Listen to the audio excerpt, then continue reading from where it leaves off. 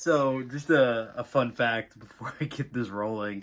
Right to my left, I actually have on Bob's Blu-rays videos, or Bob's Blu-rays video. First of all, welcome back, buddy. And this is part one of his Steelbook collection, and it's an hour and 47 minutes long. So, yeah, let's just say with this collection video, I decided to go a little bit longer, take a little bit more time.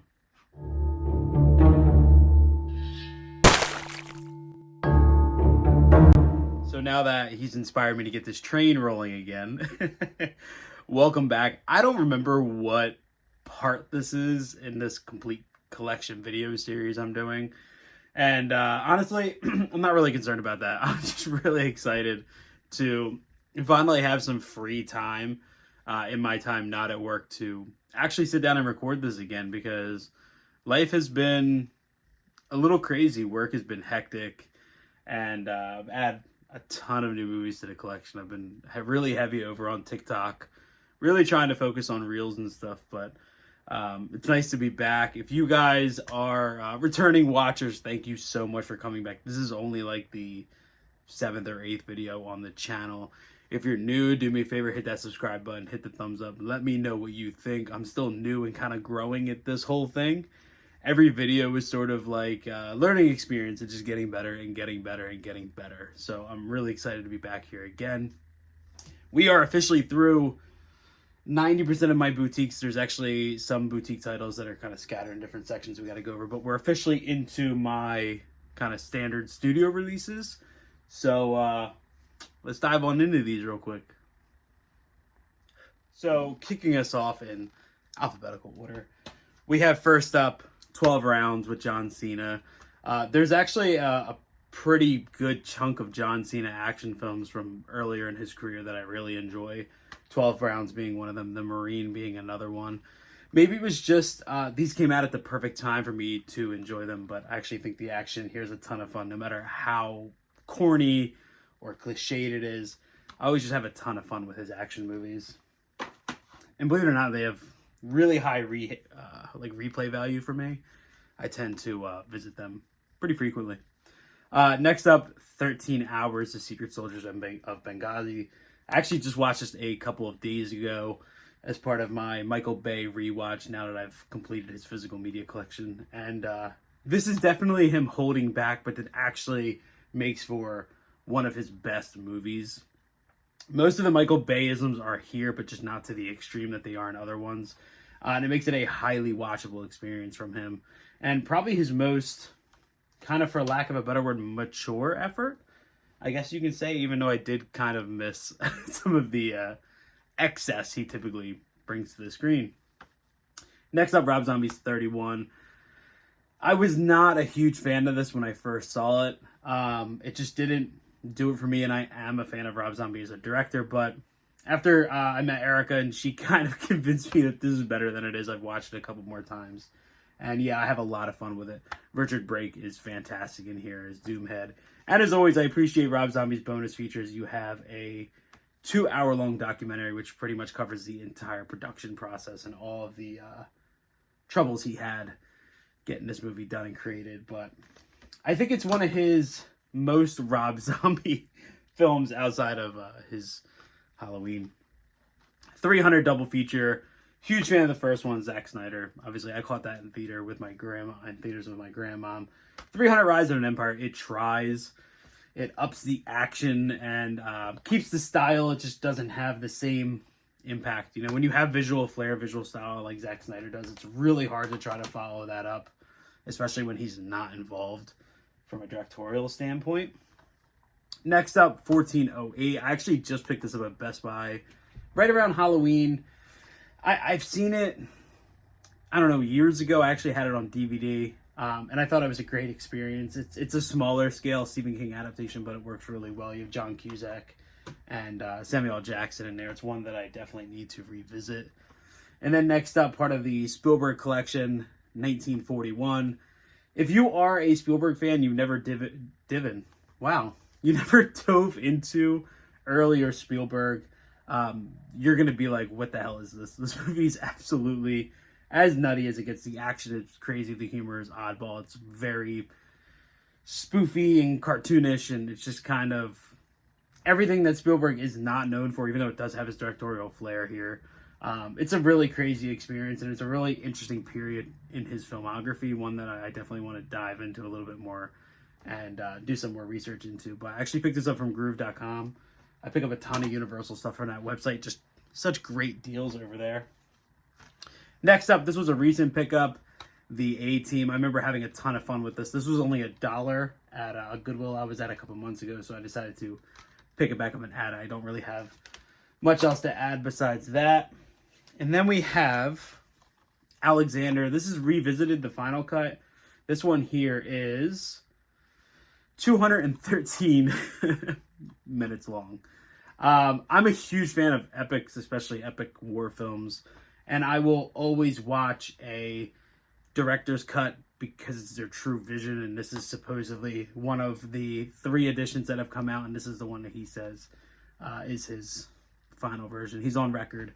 I think Alexander is fine. I know this movie was a huge box office fail. If you actually watch the most recent Hollywood Reporter interview, the Roundtable, Colin Farrell says this was actually a movie that was sort of the downfall of his early career, which is kind of crazy. It's a lot slower than you think. It's more of a character story. It just doesn't really build the character all that well. But at the end of the day, I have a ton of fun with it. I'm also a sucker for Oliver Stone films. So you can always catch me buying 200+ minute movies that I watch once and I'm like, yeah, I want that. I don't know. Alien Covenant. I do have the rest of the Alien collection. I saw this in theaters. I had fun with it. It definitely feels the least like an Alien movie, but I still had a ton of fun with it. There were some really creepy sequences in there. I'm actually looking forward to the upcoming Hulu film that they're doing for Alien. I'm looking forward to kind of what they're going to do with that franchise, moving forward. Then we have Alien vs. Predator. This is sort of on the same lines as Freddy vs. Jason. It's just dumb fun. And then you have AVP Requiem. This movie, it's like they turned the darkness way down and just kind of hid everything. It's not that great, but I'm a completionist and I needed it for the Alien collection. It's probably one I'll never watch again, unfortunately. Or maybe fortunately for me. I don't know. You decide for me. Always, another Spielberg film. I actually just picked this up from Groove not long ago. It's been years since I've seen this. Holly Hunter, Richard Dreyfuss, and John Goodman. I'm currently in the hunt of completing my Spielberg collection. And this was one of the missing pieces. So it's been a really long time since I've seen this. I don't really remember too much of it. And then we have The Amazing Spider-Man and The Amazing Spider-Man 2. Hot take. These are my favorite Spider-Man movies. I think that Mark Webb does a fantastic job with the characters, with the relationships here. I think that's the most relatable part for me. Andrew Garfield is awesome. And I think these movies took the biggest swings and home runs.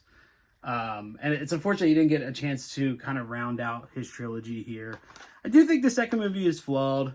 But, I think he did what we could. There's always a lot of studio meddling with Sony and their films. But these are my favorite on-screen versions of Spider-Man. I know a lot of people are like, have you seen Homecoming and Far From Home? Yes, I have. They're fine. Just my personal favorites. Next up, American History X. This was a movie that I grew up kind of wanting to see. My parents would never let me watch it. And then when I did see it, I was sort of blown away from it. I know the story goes that Tony Kaye, the director, has kind of had some words about how Edward Norton turned this into a completely different film, kind of shut him out of the editing room and completely transformed this movie. But I think it's good as it is. Definitely not an easy sit down, not one that I revisit a whole lot. And then we have the America Pie 4-movie collection. I recently picked this up because it's been probably a decade since I've seen any of these. And also I was really interested in the 3-hour documentary that's on here. The sucker for great bonus features, and especially in comedies like this. I want more investment in bonus features on comedies outside of gag reels and deleted scenes and all of that stuff. So next up, the Amityville Horror. I picked this up to complete some missing remakes, and this one didn't do it for me. I think there were good intentions here, but I just don't think they understand what made the original so good. and they sort of miss out on it. Ryan Reynolds is fabulous in here as sort of an earlier role, though, and he is physically very intimidating. If this man ran after me and I was a child, I would be terrified. So a couple, there's some good moments in there, but overall it's lackluster. And then we have the Shudder exclusive. This is from RLG of the amusement park. This is the Lost PSA from George Romero. It's only, I think 54 minutes, but this is quite an experience. This came out obviously post George Romero's death. This was said to be lost, but this was great. I caught this on Shudder when it came out. Obviously, I had to pick it up. It's a really crazy experience, especially as somebody who, at the time this came out, I was going into a new decade in my life. And while I'm nowhere near the age that Romero is really kind of pointing the finger of society at and pointing out the flaws of, this movie still really impacted me in a way that it's hard for me to describe. So this one was crazy. Really happy to own that, though. Really happy that the Romero Foundation was able to pull that one out and get it released. So next we have the Annabelle trilogy, starting with the first film. Believe it or not, I actually am a fan of this first one. I don't think it's great, but I think it has a fantastic jump scare. Other than that, it's really boring for the most part, but there are some creepy elements. Annabelle Creation, this is the best of the three. This is directed by David Sandberg, who also did Lights Out. This movie is the most cohesive. It has the best scares. It really is one of the top tier films in the Conjuring universe. Always a ton of fun throwing that one in. I actually think it's just a perfect standalone film. And then you have Annabelle Comes Home. A ton of people were raving about this one when it came out. They're like, oh, this is the new best film in the Conjuring universe. It's the best movie in the Annabelle universe. And I thought it was a little too campy for its own good. I loved The Ferryman. I think that he still deserves his own film in the universe. And I thought there were some moments, but overall I thought it was just sort of whatever. Characters were kind of typical horror movie characters. And it just kind of played out like a typical Annabelle movie. Nothing that really stood out too much or left anything with me. So one of Erica's favorites, Apollo 13. This movie emotionally wrecks me every single time I watch it. Fantastic cast: Tom Hanks, Kevin Bacon, Bill Paxton, Gary Sinise, Ed Harris. One of my favorite roles from him. This is directed by Ron Howard. That's one that I do want to upgrade into 4K sometime soon. Aquaman. I recently picked this up for the DC collection. James Wan is just directing the hell out of this movie. The action scenes are shot in this really cool wide-angle single shot. And I think it's one of the most loose and fun DC films. Even though it is heavily flawed and it really dives into the campy humor a lot, especially with him eating flowers and stuff. Some pretty weird humor stuff that goes on there. But it definitely has that James Wan flair, which kind of makes it one of the more fun films in the DCEU, which hasn't really been all that successful. Hopefully now James Gunn is, changing things. Arachnophobia, this is an Amblin movie. Always have a ton of fun with this. I love John Goodman as the Exterminator. My fear of spiders strictly exists because of that movie, and Eight-Legged Freaks. And then we have Armageddon, part of the Michael Bay collection. And this movie gets better every time I watch it. I'm also a huge fan of Aerosmith. I don't want to miss a thing, so every single time that plays, my memories of Armageddon come flooding back. And no matter how stupid that movie is, I just always have a ton of fun with it. Right? That's why we watch movies, to kind of get out of our own world. And Michael Bay gets a lot of crap for some of the stupid things he does, but boy, are his films escapism to the max. As Above, So Below. I just talked about this. I just picked this up last week. I added it because it's one of Erica's favorite found footage films. And I had a lot of fun with it. It does really well with the location. And the sound design is great. I think it's one of the more standout found footage films. Assassination Nation. This is actually directed by Sam Levinson, who went on to create and direct for Euphoria. So there's a lot of Euphoria undertones in this. You can kind of see the direction he went with that show. From Assassination Nation. There's some really cool stuff in this. I do think it is really mean-spirited, and that's sort of the point, and it's really ridiculous, but it is a ton of fun. It's a movie that I think more people need to see. Make sure you check your local Dollar Tree for that, because that's where I found mine. And then last on this shelf, Baby, Secret of the Lost Legend. Funny story about this, I actually found this at a Goodwill. Erica showed me some clips of this. She was like, oh, I wish I could find this movie. And I found it at a Goodwill. And I've never seen it. There's some really cute dinosaurs in it, though. So I think I'm going to be on board with this one. All right, so on to the next shelf. Man, pulling all these off is a project in itself. Putting them back, my OCD of trying to keep them lined up, that goes a little bit nuts. So on that next shelf, Baby Driver. I see a ton of hate for this movie. This movie kind of gets titled as like the cool movie to love. And I can slightly see that side of things, but Edgar Wright is cool. This is a ton of fun. I know all the accusations that have come out about Ansel Elgort, I think is how you say it, maybe. But John Bernthal, Jamie Foxx, they're a blast. This movie's just a ton of fun. It's one that I always enjoy kind of going back and revisiting. And then we have Bad Boys 1 and 2. Michael Bay's extremely early projects with Bad Boys. Listen, Bad Boys 2, for as offensive and over the top as it is the best of the three. I actually was not a fan of Bad Boys for Life. I'm a little sad to see those directors return for the fourth one, but I think Bad Boys 2 is peak.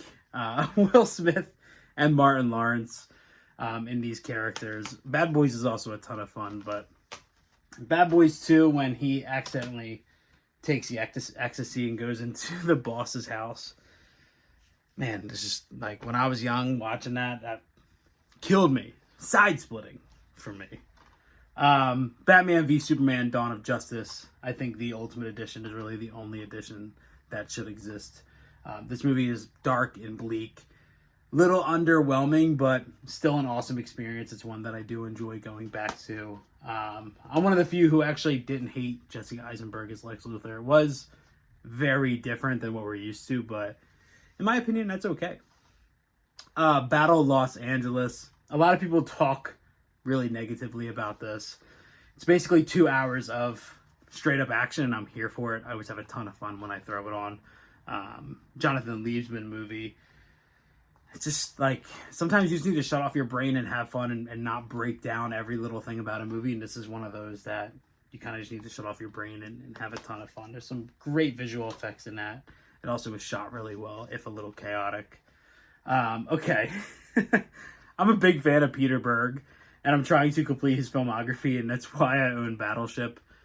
This is not a good movie. Very clearly Hasbro riding the wave of Transformers and really trying to channel that, because this has all of the flair of Michael Bay with sort of a little bit of a impersonation thing going on with Peter Berg. I feel like he's a much better filmmaker than this, and I feel like that's a low point for Hasbro in their film universe, I guess.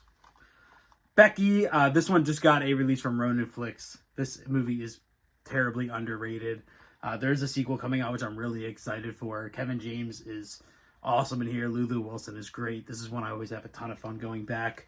But I also make the argument every time of, in movies, we need to stop harming dogs. No more dog harming, please. Like, I'm perfectly good without any dog harming going on. Tim Burton's Beetlejuice, always a ton of fun. My favorite moment is when the dad looks out the window and that weird, ugly bird. And that's Michael Keaton is awesome. I know.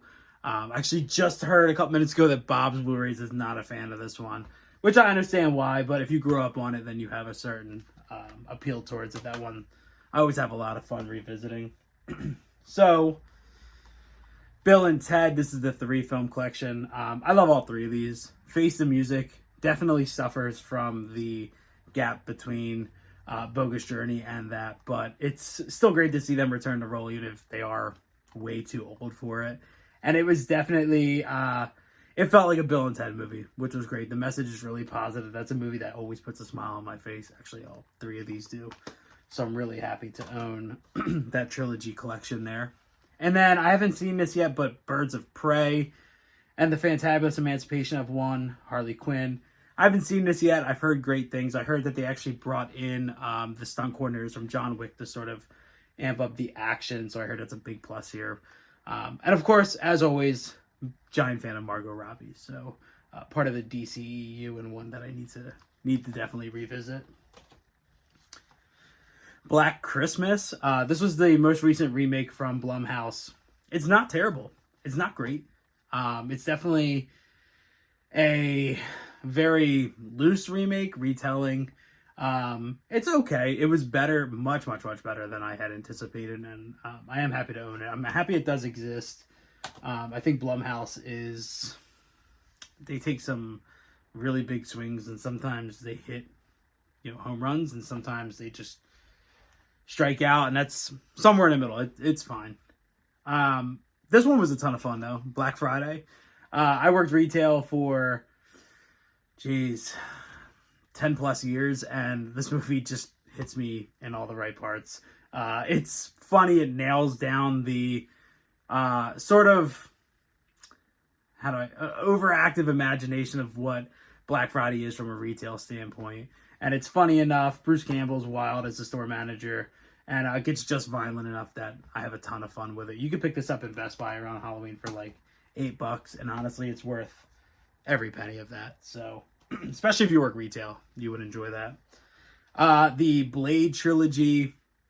I'm actually a fan of all three of these, even though I think that Blade's obviously the best.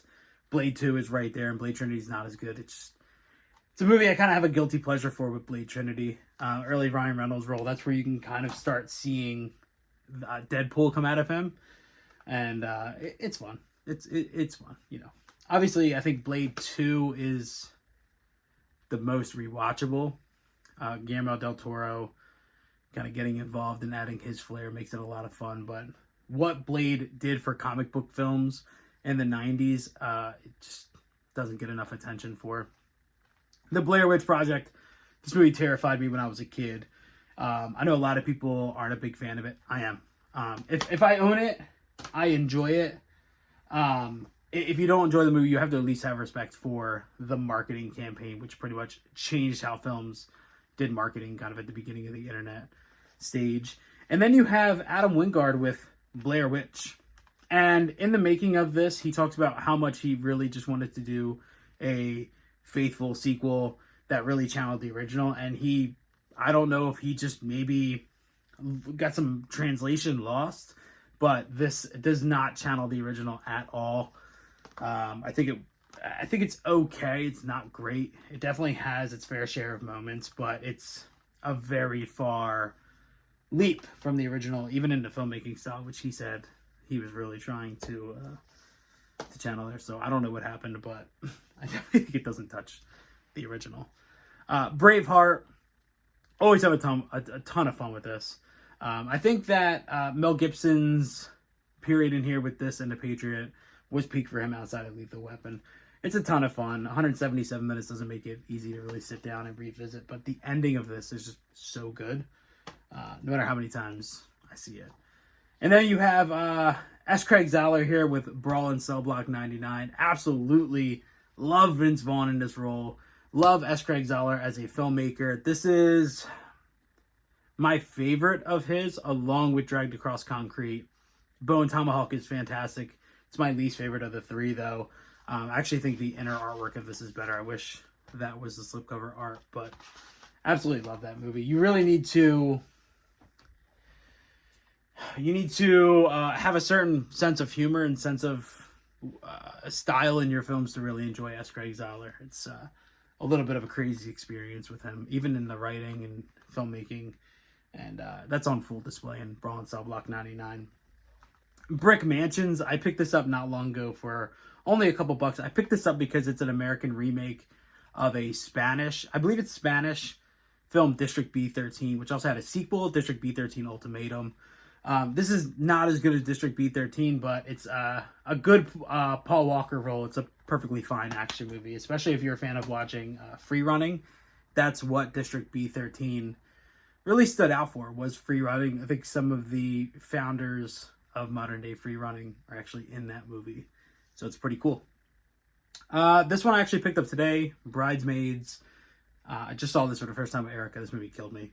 Typically not a huge fan of what Paul Feig does, but that's a funny one. That's a really funny one. Brightburn. I am a huge fan of this movie. I think that this was written by, I think, James Gunn's brothers, but a lot of wasted potential, I think, in this. But what we did get is a ton of fun. It's sort of an evil kid Superman. Violent as all hell. The kills in this movie are brutal, and they're shot really, really well. And every single time I revisit this, I have a ton of fun. There's actually a Brightburn pop somewhere behind me. So big fan of that one. Bullet to the Head. This was a recent pickup for me. I've never seen. I picked it up as part of the Stallone collection because I think I got it for $1.99. So that one's a ton of fun. Hopefully to be checking that one out soon. Bullet Train. This is David Leitch. Ton of fun. Like, I just love these off the wall action movies. It's sort of like an ensemble cast in a way. And this movie is just a ton of fun from beginning to end. It was one of the movies that I was really looking forward to, and I missed in theaters. And then when it finally popped up on HBO, I watched it, and I was like, damn, I wish I saw this in theaters. For whatever reason, I just didn't. And then Bumblebee. This is the best Transformers movie after Dark of the Moon. That's really when the Transformers films kind of went off track, and Bumblebee kind of saved the day. You have John Cena in here, and it's just a lot of fun. This movie has a ton of heart, which helps it out a lot. And Michael Bay did not direct it, which also immensely helped the quality of the film there. So next up, we have The Burbs. Tom Hanks, Bruce Dern, Carrie Fisher. A ton of fun. I see a lot of people talk about comedy horror and miss this one. I know there's a Shout Factory release for that. Perfectly fine with that Blu-ray there. The Butterfly Effect. This is a top 5 film for me. I can't put into words what this movie did for me when I was younger. I think this movie came out when I was 12. 2004. So I was 13, 14. And this movie broke me as a child, especially Amy Smart's performance in the scene in the diner when she is in full-blown mess addiction mode. And this movie breaks me every single time. The director's cut ending, I think, is the superior ending, but I can take either or. I'm happy with. The Cabin in the Woods. This is directed by Drew Goddard, and it's fun. It really takes a lot of the horror tropes and flips it on its head, even though I don't think it works perfectly. I think that it's a better movie sort of in the middle to the last act, but I still have a ton of fun with it. It was really cool to kind of see horror get dissected and some fingers pointing at it in a way that did. It's a really, really, really, really clever movie. Cabin Fever, my favorite Eli Roth movie. I think that Eli Roth is just full bore crazy here. I love the end credits with the Hillbilly Band. It's absolutely as nutty as it gets for him. Absolutely love the setting. I love the cabin style, sort of the throwback to Evil Dead. This movie is brutal as hell. It's just one that every single time I have a ton of fun with. It's batshit crazy, but I think that that's Eli Roth's specialty, and I think the further he gets from that, the less I connect with his movies, and then I kind of return to the Cabin Fever era of his filmmaking career and have fun with it again. Carrie, this is the Brian De Palma original. The ending for this scared the hell out of me when I was a kid, but Sissy Spacek's performance in here is incredible. I also love the mom as well. I think that's Piper Laurie, but I'm not sure. Please scold me in the comments if not. But really creepy movie. This was the beginning of the King adaptation era. And man, Brian De Palma just directs the hell out of everything he touches. And I can't really say the same for... This was... I don't remember what year this was. The remake of Carrie. I think this one...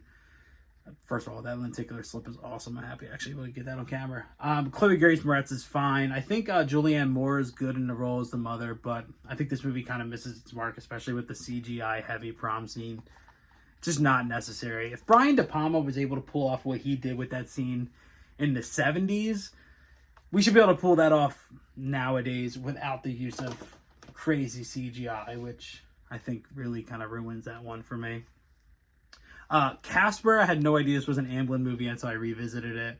Always have a ton of fun with this. This movie just hits me in all the right heartstrings, and it's one that is very nostalgic for me of a very young Devon Sawa who appears in the the final act, which is kind of cool to see. And then we have Child's Play from a couple years back. This was, it was okay.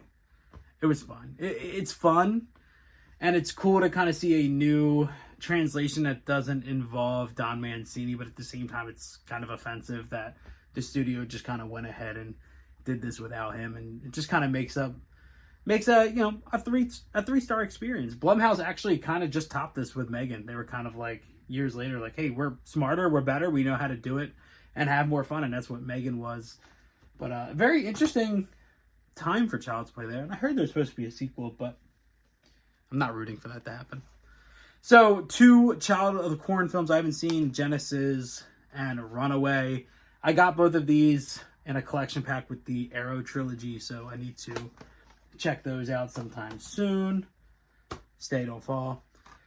My favorite John Carpenter film, Christine. It's one of my favorite Stephen King books. This movie, his best score outside of Halloween.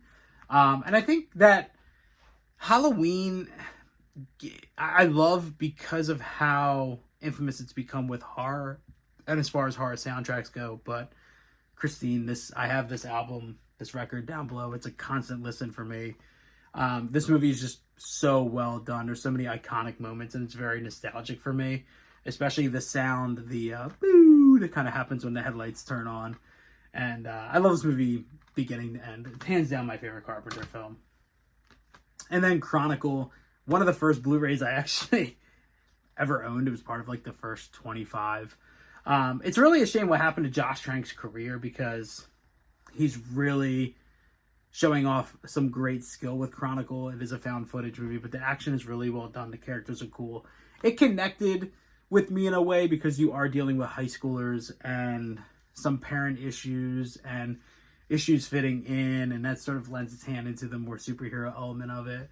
But I always have a ton of fun with this one, and it's one I'm never going to get rid of, mainly because it was such an early Blu-ray release for me to personally pick up and own, and a film that's really nostalgic for me personally. So next up we have The Church. I just picked this up. I haven't seen this yet. I know it's directed by, I'm going to butcher this name, Michel Soavi. I picked this up because it's sort of the unattached third film to the Demons trilogy, but I've heard great things about it. I was actually just talking to Slash and Captain about this because he checked this and The Sect out recently. Dario Argento produced post-Demons film, which I thought The Sect was related. It's actually not, and he kind of cleared that up for me. Clear and Present Danger. My mom was a huge fan of Harrison Ford films, and that's why I love The Fugitive as much as I do. And this movie here, it's the attack sequence on the motorcade. And that scene I absolutely love. It was one of the scenes that kind of got me interested in how to format and kind of build a scene in a movie, especially an action scene. So I had to pick this up. I only got it for a couple of bucks. But Harrison Ford was unstoppable at that period in his career. So next up, a little Kevin Smith, Clerks. Clerks 2 and Clerks 3. I haven't seen Clerks 3 yet, but I love Clerks 2. I didn't grow up with Clerks as much. At the time that I was really able to dive in and understand them, it was Clerks 2. So for me, that's the favorite of the 3. But I've heard great things, and I'm looking forward to hitting that trilogy sometime soon. Man, I don't even know what to say about this one. Gaspar Noé's Climax. If you've seen Enter the Void and Irreversible, even if you've seen Love, this movie is wild. It is an experience on the eyes, an experience on the ears, and an experience on the brain. This movie starts so loose and fun, and then they get drugged, and that's when the madness really starts to kick in. And the last 20 minutes or so are just absolutely insane. I was really shocked at how far this movie went.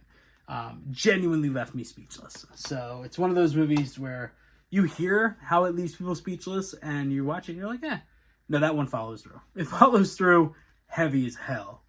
So next up, the Cloverfield Collection. I'm really only a fan of the first film and 10 Cloverfield Lane. I hate a Cloverfield Paradox, but I got this for like $5 at Big Lots, so it was cheaper than picking up those on their own. Collateral Damage, I picked this up as part of the Schwarzenegger collection. I haven't seen this in a long time. I think I got this for like a couple bucks at a drugstore. I remember watching it and not being as into it as other Schwarzenegger films, especially at this time period. I think this was 2001. It was okay if I remember, but I'm going to revisit it. And I have a feeling I'm actually going to like it a lot more this time around. I'm really hoping that I will. So, one of the most underrated, what was supposed to be a trilogy, and now we're kind of back and forth on, we don't really know. The Collector and the Collection. The Collector character is incredible.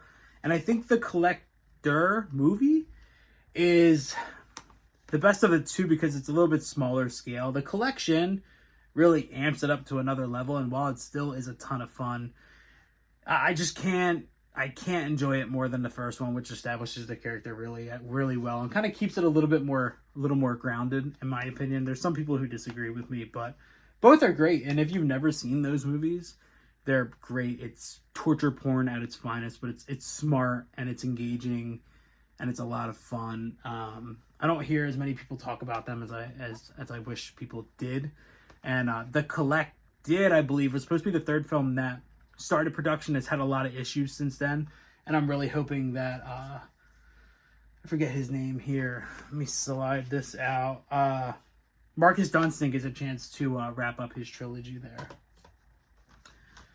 The Condemned, that almost flew out of my hand and hit me in the face. This is a bonkers action movie with Stone Cold Steve Austin. One that I rented a couple times when I was younger and really enjoyed. So for like the $2 I paid for it, it was fine to add to the collection. The Conjuring, James Wan. This is not only his best movie, but one of the scariest movies ever made.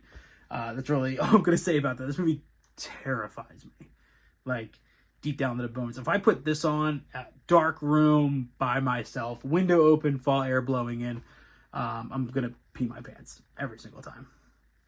All right, moving on to the last shelf for this video. As you can see, that kind of big empty hole up there. We have The Conjuring 2. I think James Wan did a good job following up the first Conjuring with this.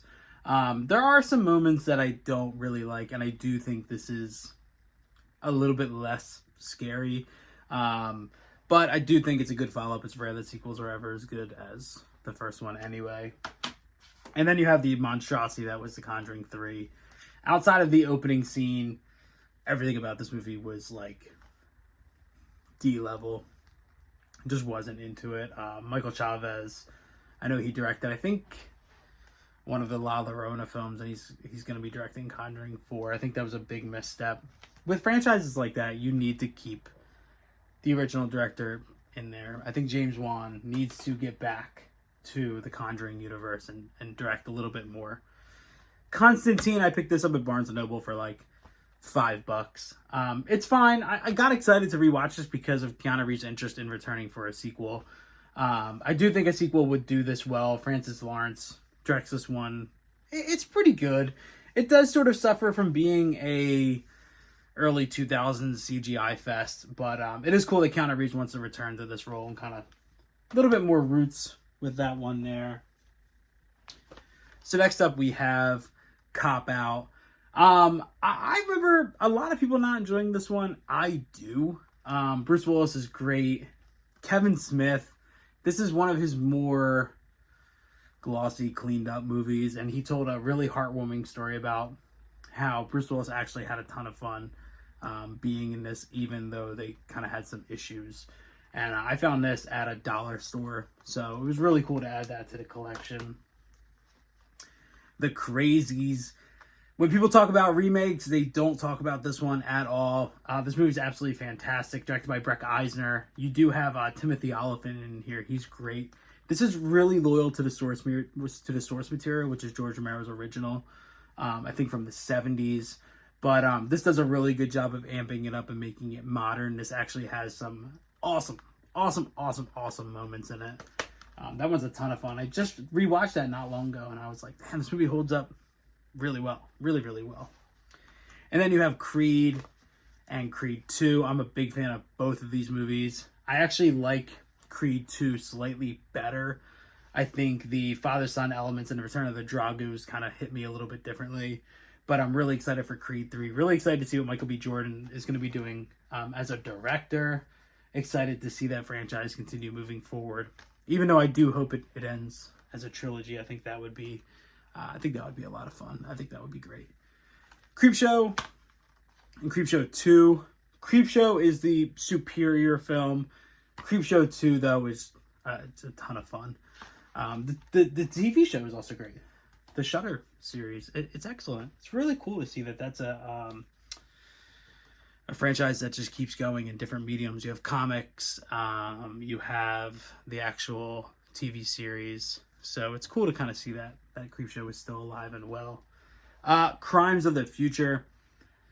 I didn't love this like a lot of people did. I think this is Cronenberg at his most Cronenberg, and I think visually it's fantastic. The concept is otherworldly and odd, and there's some just extreme imagery in this, but it just didn't kind of hit me any sort of way. I followed this up for the first time after watching Crash. Maybe that was it, but worth keeping, worth watching. Just not one that I'm going to see myself revisiting again anytime soon. Critters Attack. I actually enjoyed this one more than Critters 4, but it's still not great. A Cure for Wellness. This is Gore Verbinski. I cannot put into words how well this movie is shot.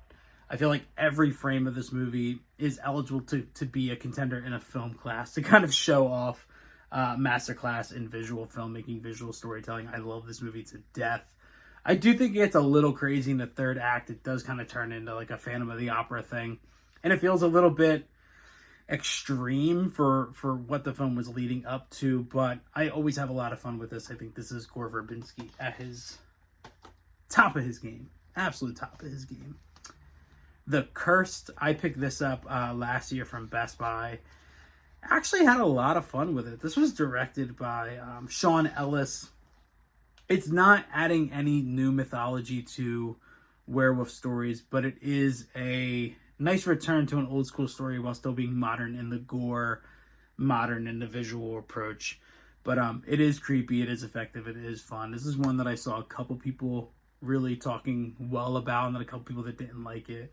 I'm more in the camp that it's sort of out of place because it's so old school and it's setting in the time period and sort of the style of storytelling, but it's a lot of fun.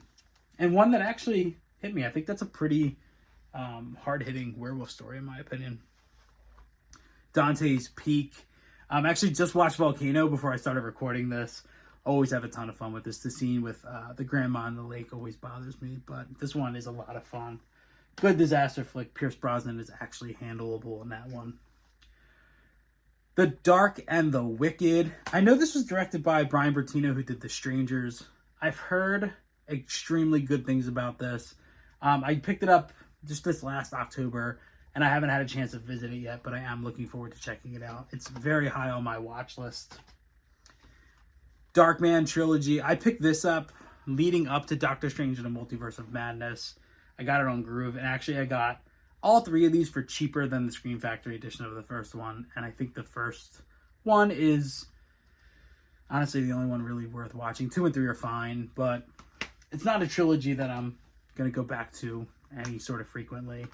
And then I got this at a dollar store. This was Bronson, the Triple Threat Collection. So this is Death Wish 2, 3, and 4. I've seen the first Death Wish. I love it.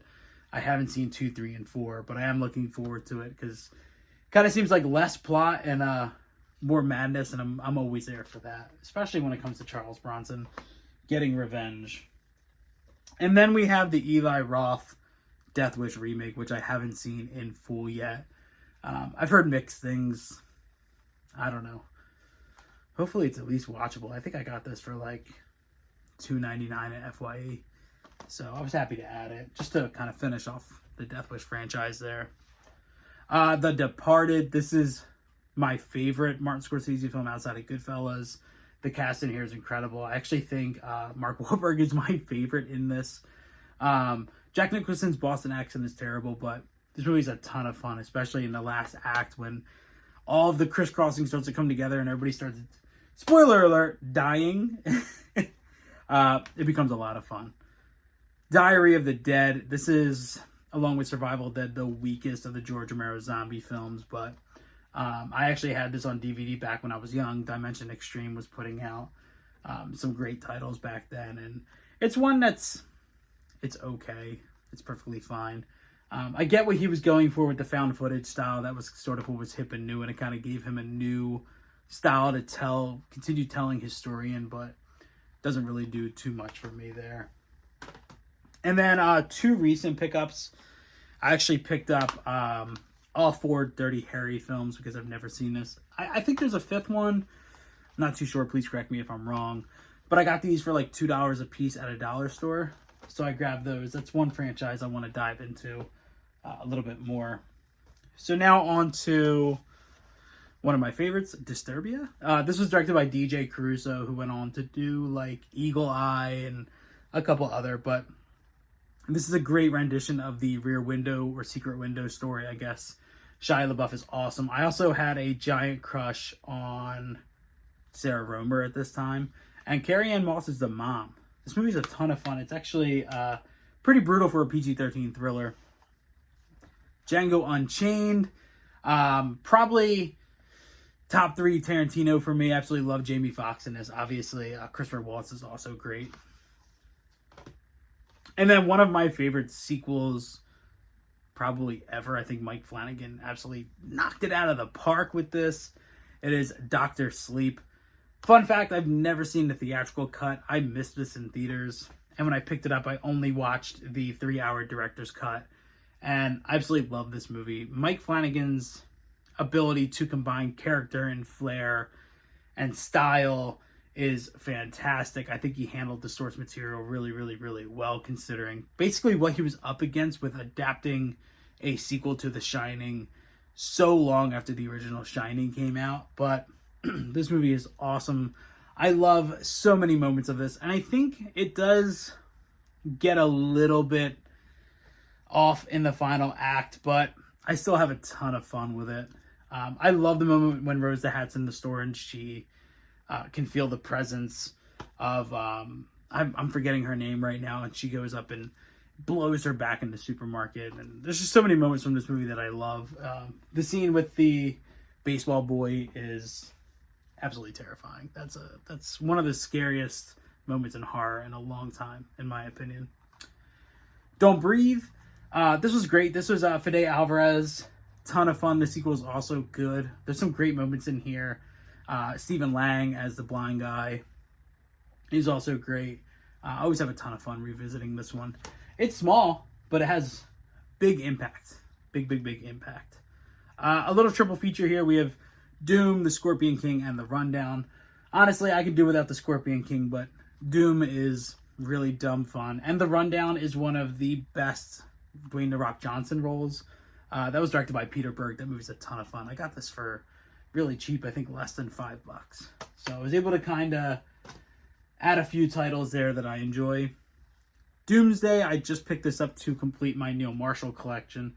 I don't remember loving this one as much. It's been many, many years though. I remember the editing being extremely chaotic and the action a little hard to follow, but looking forward to kind of revisiting this. I've been on a bit of a Neil Marshall kick. I rewatched The Descent recently, and then before that I watched Dog Soldiers, the recent 4K of that. So I was like, man, I gotta go back and find Doomsday. And I found it like 2 days later at a local store. This is one of Erica's picks. I've never seen these. You have Dracula 2000 and Dracula Ascension. Patrick Lussier, he is the editor of the Scream films. And she loves these, so I picked those up for her. I actually found that on eBay for her, and she was over the moon hyped for those. So I'm happy when she's happy. So that makes her happy. Drag Me to Hell. This is Sam Raimi's return to horror. It's batshit crazy. Yeah, it's absolutely insane. The witch character is absolutely terrifying. It's one of the few modern day horror films that actually still creeps me out to this day. This is Rob Cohen, famous director for The Fast and the Furious. Dragon, the Bruce Lee story. This movie is really nostalgic for me. This came out in, if I remember correctly, 90... Oh, why can I not remember? I believe it was late 90s or early 90s, actually, 93. I love this as a kid. I definitely think Jason Scott Lee fits the role really well. Kind of revisiting it, I was like, yeah, I think it tells the story well. The action's a lot of fun. It definitely takes liberties there, but I'm perfectly fine with that. But owning it feels so cool. I remember watching this on TNT when I was younger and always loving seeing that on. The nightmare sequences always freaked me out too. Dragged Across Concrete, I just talked about this with Brawl in Cell Block 99. I love this movie. A lot of people think this is S. Craig Zeller's most offensive movie, and I can see why, but man, Mel Gibson and Vince Vaughn are just incredible in this. That one I always have a good time with. Dreamcatcher. So I bought this because it is a Stephen King adaptation. This was directed by Lawrence Kasdan, and it's okay. I mean, I thought it was better than I remember it being. I remember it being better. Is kind of what I meant to say there. Back when I was watching on TNT as a kid. But I got this at a dollar store. Man, my dollar stores are rocking. I always talk crap on dollar stores, but here I am.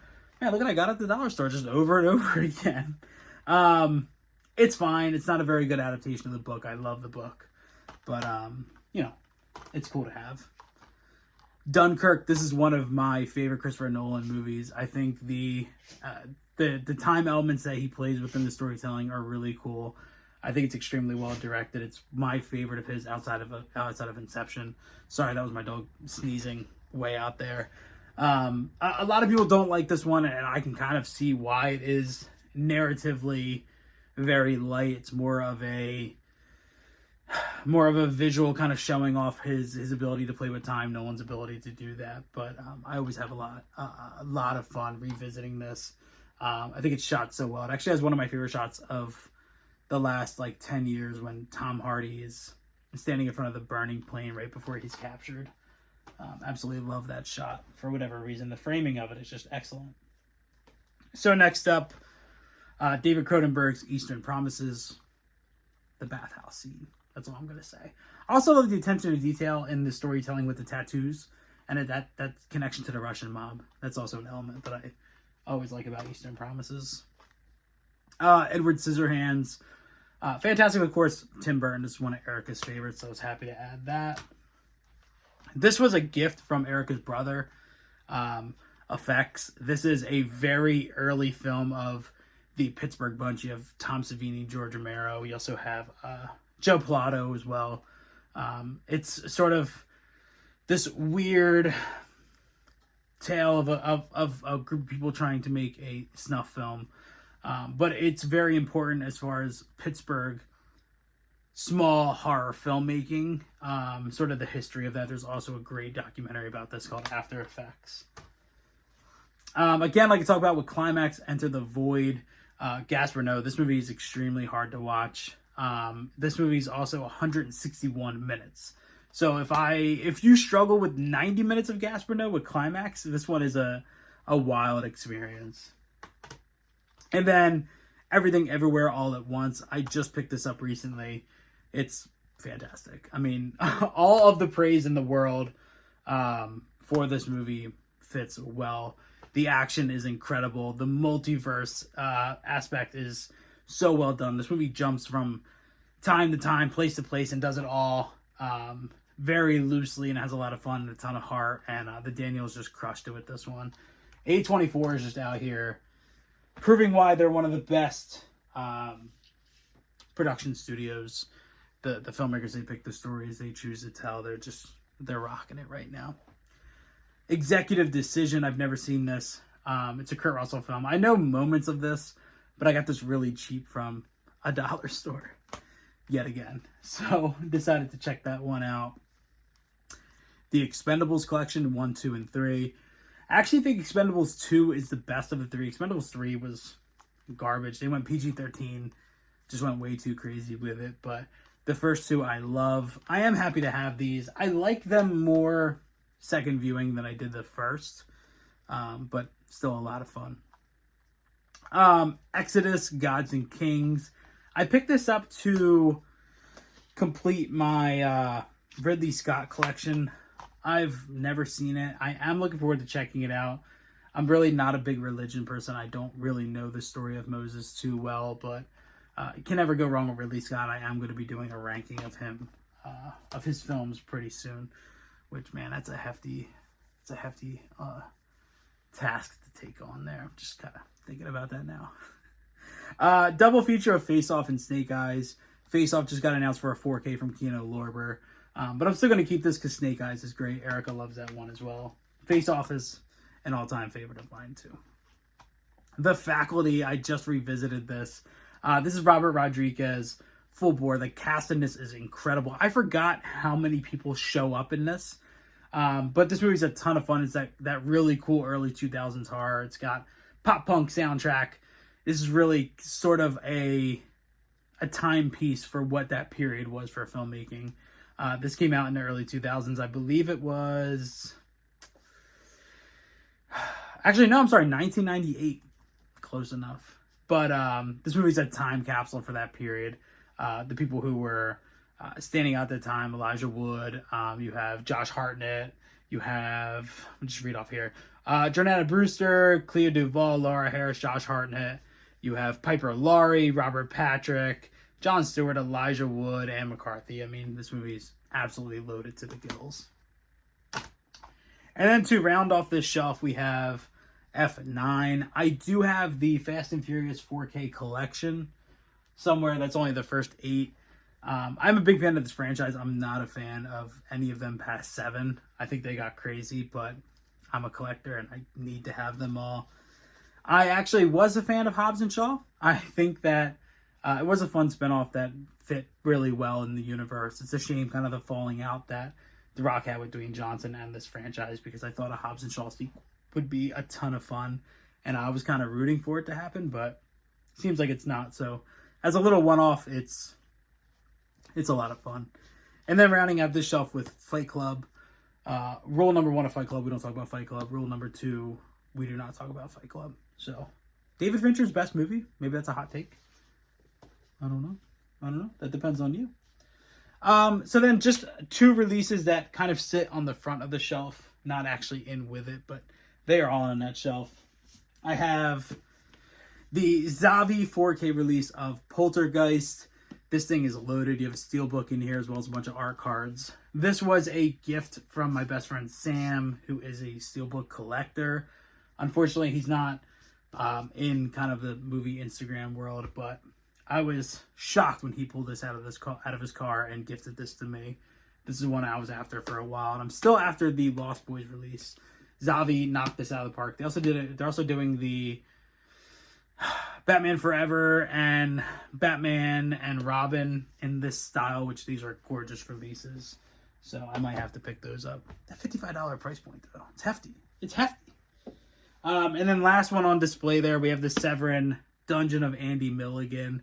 I got this for really cheap from a collector. I got it for, I think, about $60. And Andy Milligan, crazy filmmaker. I mean, I've only dove into a couple of these movies so far, but they are low budget trash filmmaking at its finest.